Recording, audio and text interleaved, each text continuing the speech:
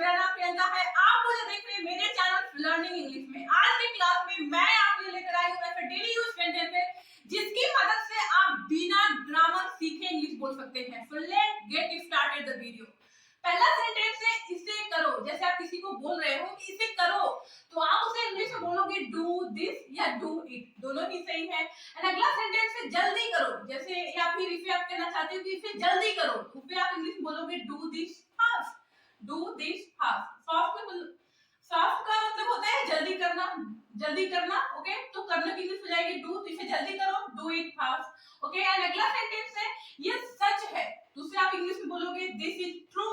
Okay, तो सच की English होती है ट्रू, तो आपको बोलना है कि ये सच है, तो उसे आप इंग्लिश में बोलोगे this is true. Okay, and अगला है ये झूठ है। झूठ को इंग्लिश में हम लाई बोलते हैं, तो क्या हो जाएगा हमारा दिस इज लाई, ये झूठ है। ओके, तुम कौन हो। जैसे आप किसी से पूछते हो कि आप कौन है या तुम कौन हो, तो उसे आप इंग्लिश में पूछोगे who are you. Who means होता है कौन, तो क्या हो जाएगा who are you. Okay, and अगला सेंटेंस है वह कौन है। जैसे आप किसी से पूछ रहे हैं कि वह कौन है, तो उसे आप इंग्लिश में पूछोगे who is that. Okay, who कौन की इंग्लिश हो जाएगी हु, इज है की इंग्लिश इज, और वह की English that. Who is that, वह कौन है। ओके, जल्दी करो। जैसे आप किसी से बोल रहे हो कि जल्दी करो, तो उसे आप इंग्लिश में बोलोगे हरी अप। ओके, एंड अगला क्वेश्चन है और कुछ। जैसे आप किसी से पूछ रहे हो कि क्या आपको कुछ और चाहिए और कुछ, तो उसे आप इंग्लिश में बोलोगे एनीथिंग एल्स, क्या आपको कुछ और चाहिए। ओके, एंड अगला सेंटेंस है क्या हुआ। जैसे हम किसी से पूछते हैं कि क्या हुआ, तो उसे आप इंग्लिश में बोलोगे what happened. What happened, happened मतलब होता है क्या हुआ, होने के लिए हम हैपेंड का यूज करते हैं। ओके, और अगला है क्या हो रहा है। जैसे आप किसी से पूछ रहे हैं तो क्या हो रहा है, तो उसे आप इंग्लिश में पूछोगे व्हाट इज हैपनिंग। हैपनिंग होता है होना, ये प्रेजेंट कंटीन्यूअस टेंस है, तो इसमें हम आईएनजी लगा देंगे, तो व्हाट इज हैपनिंग, क्या हो रहा है। ओके, एंड अगला सेंटेंस में ये क्या है, ये क्या है। जैसे आप कोई चीज है, आप पूछ रहे हो कि ये क्या है, तो उसे आप इंग्लिश में पूछोगे व्हाट इज दिस, यह क्या है। ओके, एंड अगला सेंटेंस में ये मेरी गलती है। जैसे हम कहते हैं कि ये मेरी गलती है, दूसरे आप इंग्लिश में बोलोगे दिस इज माय फॉल्ट या इट्स माय फॉल्ट, दोनों ही करेक्ट हैं। फॉल्ट का मतलब होता है गलती, तो जैसे आप कह रहे हो कि इसमें मेरी गलती क्या है या इसमें मेरी कोई गलती नहीं है, तो आप उसे इंग्लिश बोलोगे इट्स माय फॉल्ट या it's this is my fault, इसमें मेरी गलती है। ओके, ये मेरी गलती है। एंड अगला है मैं जानता हूं या मुझे पता है। जैसे हम कहते हैं कि मैं जानता हूं या मुझे पता है, तो उसे हम इंग्लिश में बोलेंगे आई नो। नो की इंग्लिश होती है जानना या पता होना। तो जैसे आप कहते हो कि मुझे पता है, जैसे आपको कोई कुछ बता रहा है और आप कहना चाहते हैं कि मुझे पता है या मैं जानता हूं उसके बारे में, तो आप कह सकते हो आई नो। ओके, एंड अगला सेंटेंस में मुझे नहीं पता, आप मना कर रहे हो कि नहीं नहीं मुझे उसके बारे में नहीं पता है, तो आप बोलोगे आई डोंट नो, मुझे नहीं पता। ओके, एंड अगला है क्या तुम्हें पता है। आप किसी से पूछ रहे हो कि क्या तुम्हें पता है, तो आप उससे इंग्लिश में पूछोगे डू यू नो, क्या आपको पता है, क्या आप जानते हैं। ओके, एंड अगला सेंटेंस है मुझे समझ में आ गया। जैसे आपसे कोई कुछ बता रहा है और आप उनसे कहना चाहते हैं कि आपने जो कहा मुझे समझ में आ गया, तो समझ में आने के लिए हम बोलेंगे आई अंडरस्टूड या आई गॉट इट, दोनों ही करेक्ट है। चाहे आप बोल सकते हो आई अंडरस्टूड या आई गॉट इट, मुझे समझ में आ गया। ओके, एंड अगला सेंटेंस है क्या तुम्हें समझ में आ गया। आप किसी से पूछ रहे हो कि क्या तुम्हें समझ में आ गया, तो उसे आप बोलोगे डिड यू गेट या डिड यू अंडरस्टैंड, क्या आपको समझ में आ गया।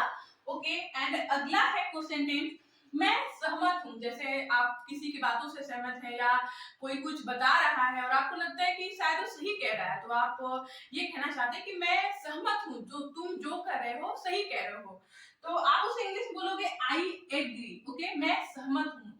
सहमत की इंग्लिश होती है एग्री, तो आई एग्री, मैं सहमत हूँ।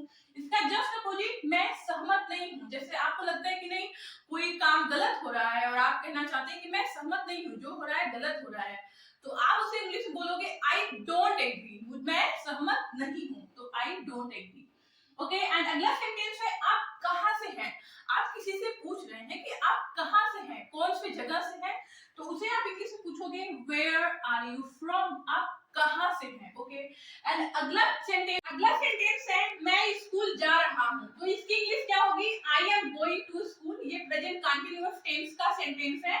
मैं स्कूल जा रहा हूँ, क्योंकि रहा है रही है आए हैं, यहाँ पे आई के साथ हेल्पिंग वर्ड एम लगाएंगे और जाने की इंग्लिश होती है गो, तो गो में हम आईएनजी लगाएंगे क्योंकि रहा है रही भी आया है, तो I am going to school हो जाएगा। जैसे आपको कहना हो कि मैं मार्केट जा रहा हूँ तो हो जाएगा I am going to market, या आप कहना चाहते हैं कि मैं काम पे जा रहा हूँ I am going to work, okay, या आप कह रहे हैं कि मैं दिल्ली जा रहा हूँ I am going to Delhi, या मैं ऑफिस जा रहा हूँ I am going to office. तो इस तरह से आप इससे सेंटेंसेस और बना सकते हो, ओके। एंड अगला सेंटेंस है मैं रास्ते में हूँ। जैसे आपको किसी ने कॉल किया, पूछा कि आप कहाँ हैं, तो आप उनसे कह रहे हो कि मैं रास्ते में हूँ, तो उसकी इंग्लिश होगी I M on the way, मैं रास्ते में हूँ, मैं रास्ते में हूँ, तो क्या हो जाएगा I M on the way.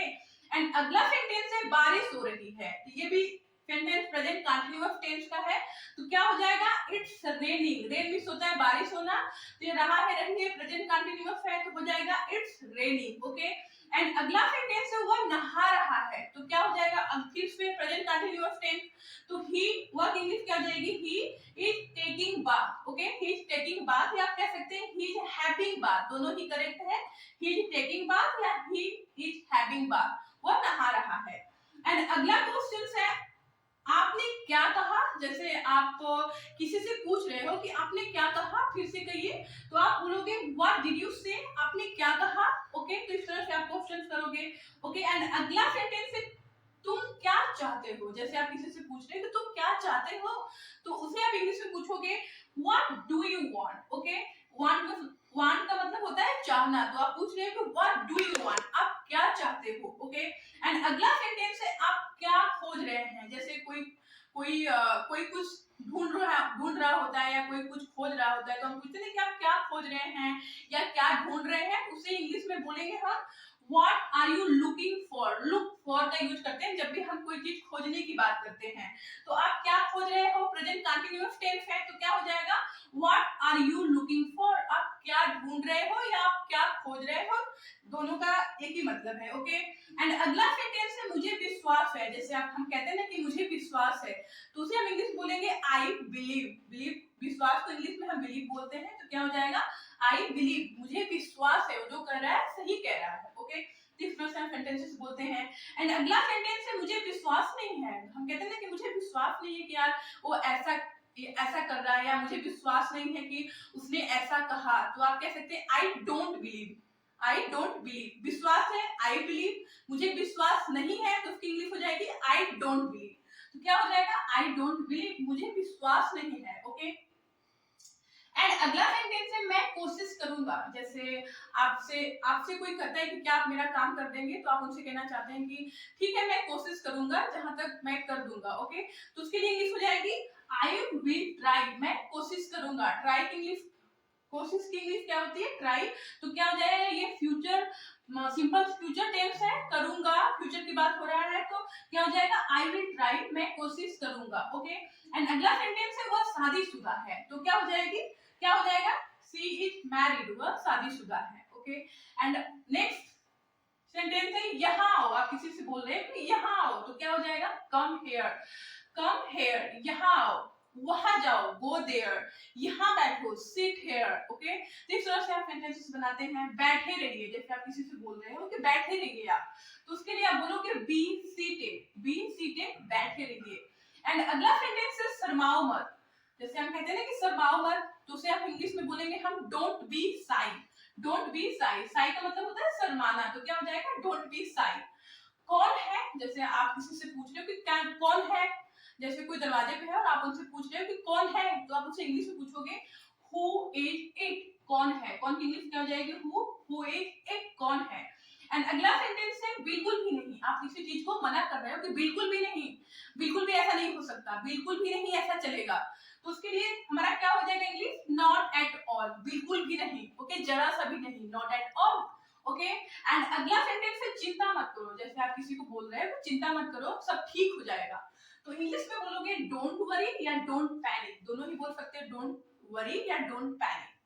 And अगला है कोशिश करते रहो। आप किसी को बोल रहे हो कोशिश करते रहो, तो सही कर रहे हो, तो क्या हो जाएगा कीप ट्राइंग, कोशिश करते रहो, कीप ट्राइंग। माफ करिएगा, आपसे कोई गलती हो जाता है या आप किसी को सॉरी बोलते हो, तो बोलते हैं ना कि माफ करिएगा, तो उसे आप इंग्लिश में बोलोगे I am sorry, I am sorry.